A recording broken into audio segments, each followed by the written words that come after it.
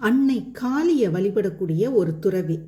அன்னையை மகிழ்வித்து அவளது தரிசனத்தை பெற வேண்டி விடாமுயற்சியோட தீவிர சாதனைகள் செஞ்சு வர்றாங்க.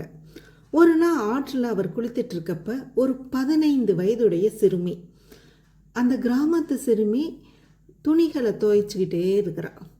அந்த சிறுமி விளையாட்டுத்தனமும் பரபரப்பாகவும் இருக்கிறா. துறவிக்கு இதனால தொந்தரவு ஏற்பட்டுச்சு. இருந்தாலும் தொந்தரவு ஏற்பட்டாலும் பாதிக்கப்பட்டாலும் அவர் ஒன்றுமே சொல்லலை. மறுநாளும் இதே மாதிரி நடந்துச்சு. 3வது நாள் துறவி பொறுமையை இழந்துட்டார். அந்த சிறுமியை பார்த்து, என்ன அயோக்கியத்தனமான பெண்ணே, ஒரு துறவிக்கு தொந்தரவு ஏற்படுத்தக்கூடாதுன்னு கூட உனக்கு தெரியாதா? உனக்கு துணிகளை வேற எங்கேயாவது போய் உன்னோட துணிகளை எல்லாம் துவைக்கக்கூடாதா? எங்கேயாவது போயிடு அப்படின்னு சொல்லி திட்டார். உடனே அந்த சிறுமி தன்னோட துணிகளை எடுத்துட்டு துறவியை பார்த்து ஒரு புன்முறுவல் செஞ்சுட்டு போயிடுறாங்க. அன்னைக்கு இரவு துறவியோட கனவுல அந்த சிறுமி ஒரு தெய்வீக வடிவில் தோன்றி, கருணையோடு நான் உன்னை ஆசிர்வதிக்க வந்தேன், ஆனால் நீ என்னை திட்டி விரட்டிட்டாயின்னு சொல்கிறாங்க. கண் விழித்த துறவி தாங்க முடியாத மன வேதனை நதிக்கரைக்கு ஓடுறாரு.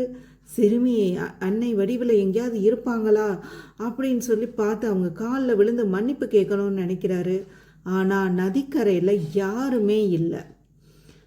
துறவி பின்னால் உத்போதன் இல்லத்துக்கு வந்து அன்னை சாரதா தேவியை சந்தித்து வழிபடுறார்.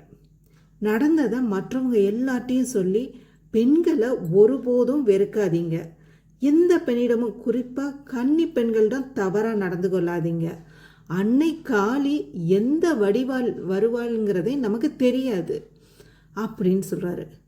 பெண்கள் அனைவரும் அன்னையின் அம்சங்களே, எனவே பெண்களை மதிக்க கற்றுக்கொள்ளுங்கள்.